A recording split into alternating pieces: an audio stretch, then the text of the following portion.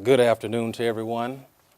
First, I would like to give reverence to Professor Jennings and her QEP staff, to the presenters who have gone before me, the information literacy specialist, Ms. Hooks, and to the outstanding English professor and freshman seminar coordinator, Dr. Zeitler, and to all of you, my brothers and sisters in academia. Are you with me? Again, I am Clyde A. Duncan, Jr., PhD instructor in the School of Communication here at Texas Southern University, where our dean is the distinguished Dr. James W. Ward.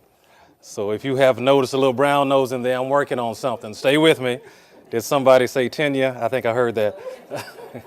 Got to work a little harder, huh? But I have nothing but love for Dr. Ward, so please make sure he gets the message. So it has been afforded to me the task, yet a distinct honor, to discuss oral communication, teaching across the curriculum. And I will be brief in my presentation, for I do believe brevity has its place, amen? For your minds can only endure. Your minds can only endure as much as your behinds can stand. Can I get a witness? All right.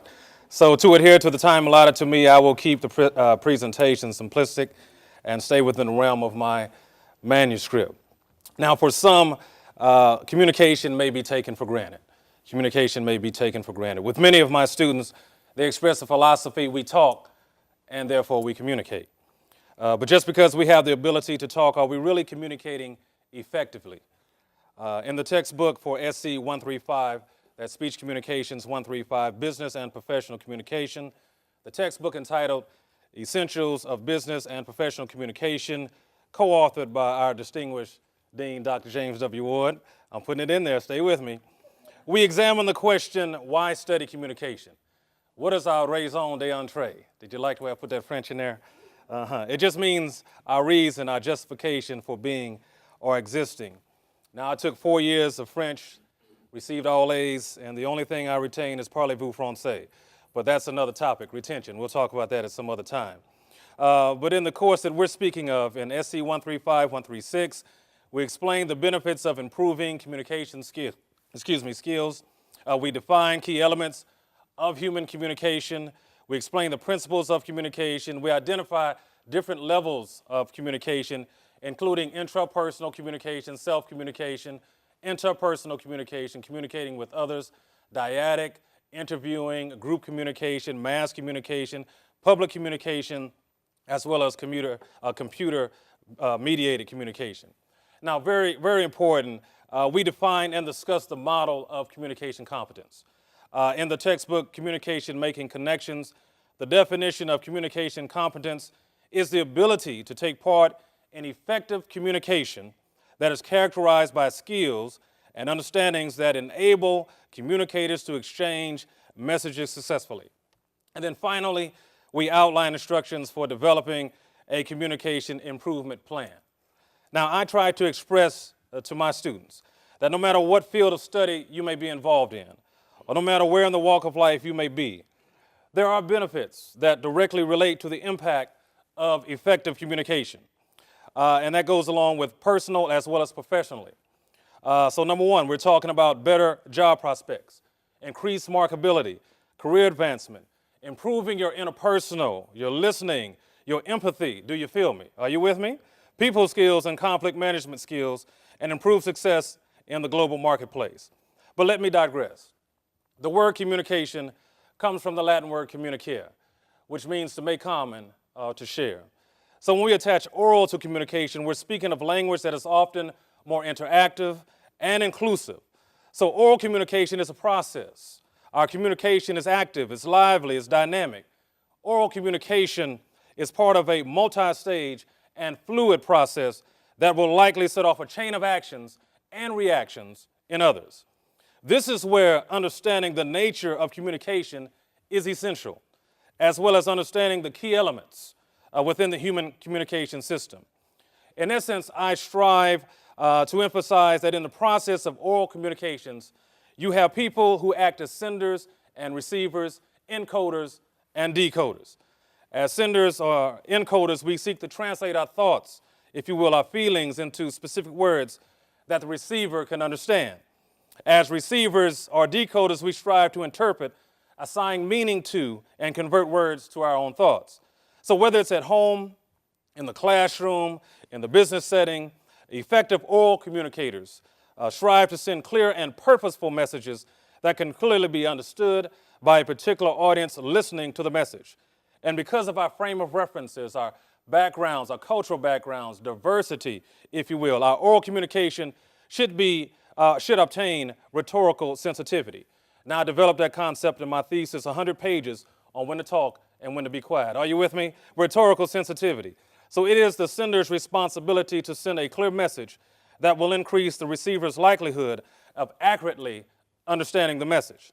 Now, this is why I stress in my classes not to speak in textual language. Did you hear me? Not to speak in textual language. I tell my students, do not tweet me in their presentations. Are you with me? I tell them to expand their vocabulary, to express themselves without the use of unnecessary profanity and slang. I use the word unnecessary because every now and then a word is needed. Are you with me? Stay with me.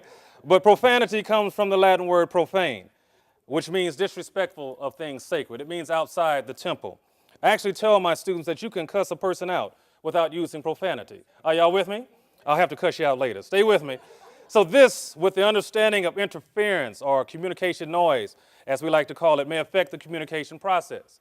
So whether the noise is internal or external, whether it's mental or physical, semantic, emotional, having an understanding that many of our students are dealing with extraordinary circumstances.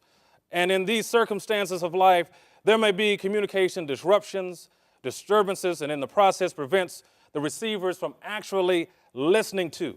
Did you hear me? Listening and understanding the message the way that the sender meant for the message to be understood. That is why I tell my students there's a vast difference. There's a vast difference between hearing and listening. All right? In order to be effective oral communicators, we need to be effective listeners. Hearing is just a passive physiological process in which sound is received by the ear, whereas listening is a highly complex behavior. So according to Julie Wood, a communication scholar, listening can be defined as active, complex process that consists of being mindful, that's crucial, physically receiving messages, selecting and organizing messages, interpreting messages, and responding as well as remembering. My colleagues, I will let you determine whether in our classrooms are our students listening to us, or are they just simply hearing us. Now, the topic of hearing and listening is a bit dear to me now. I recently lost my hearing in my left ear due to a deep inner ear infection just last summer called labyrinthitis. So I truly do not take for granted the gift of hearing and the ability to listen. Are you with me? And I'll have to testify at a later time. Now, Ralph Nichols, I'm not sure of his credentials, stay with me, stated that the most basic of all human needs is the need to understand and be understood. The best way to understand people is to listen to them. So I tell my students that in order to be effective oral communicators, you need to be mindful, again, there's that word, which is their choice, to be completely present in the communication experience. I tell them to adapt their listening skills and style to accommodate differences in listening purposes as well as the individuals. For just as we orally communicate in different styles, we also listen in different ways. And I tell my students that listening is an active process that requires energy as well as effort. Especially to my 8 a.m. classes. Are you with me? I have to tell them to wake up. All right, so once we have grasped on the communication model and listening, I try to dispel some communication myths as well as misconceptions. Many of us, and I'm including myself, who have a problem communicating, tend to look for the fault in places other than ourselves. Becoming aware that these misconceptions exist and that many people accept them as truths should help us to understand why the study of communication is so necessary. So what are a few of the myths and misconceptions? Well, I'm glad you asked. Let me give you 5 myths and misconceptions, and then I'll take my seat. Myth number 1, communication cures all. Communication cures all. The first misconception is the notion that communication has the blessed or magical power, if you will, to solve all of our problems. The act of communicating with others does not carry any guarantees. Yes, communication can help you eliminate or reduce our problems, but it is not a panacea. Did y'all like that word? I learned that in graduate school. Stay with me. Stay with me. Communicating itself may not be the remedy or the difference maker. However, the message that is communicated does. Myth number 2, quality versus quantity. I think the great contemporary philosophers, Run DMC back in the day, said, you talk too much and you never shut up. Somebody's with me. I'm not the only one that heard that song back in the day. So many assume that the more we communicate, the better. The more we talk, the better. People who communicate a great deal are often perceived as friendly.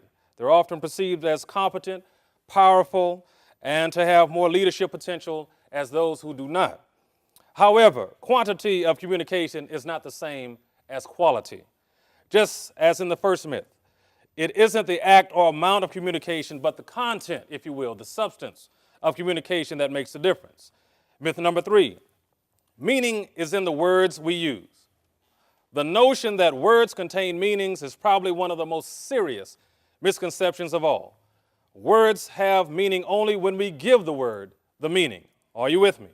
Thus, the meaning of a word cannot be separated from the person using it. That's why I caution my classes to watch how they greet one another. What's up, dog? What's up, fool? Come on, stay with me. I hear it all the time. Myth number 4, we have a natural ability to communicate. Many people believe because we are born with the physical and mental equipment needed to communicate, communication must be a natural ability. The ability to effectively communicate is learned and requires not only that we are capable, but also that we understand how communication works and have that opportunity to use that knowledge. And the final myth, myth number 5, you can reverse communication. Have you ever sent a text message or email to the wrong person? Stay with me. I know I'm not the only one. Maybe you said the right thing, but it was just at the wrong moment. When we send oral messages, others can hear and respond to what we say, even if we don't really mean to say the things the way it came out. So it is important, therefore, to carefully organize our thoughts and choose our words before we utter them. Again, rhetorical sensitivity. So to be competent, to be a competent oral communicator, we must understand the role of communication in our lives and be aware of the complexity of the communication process and different types of communication.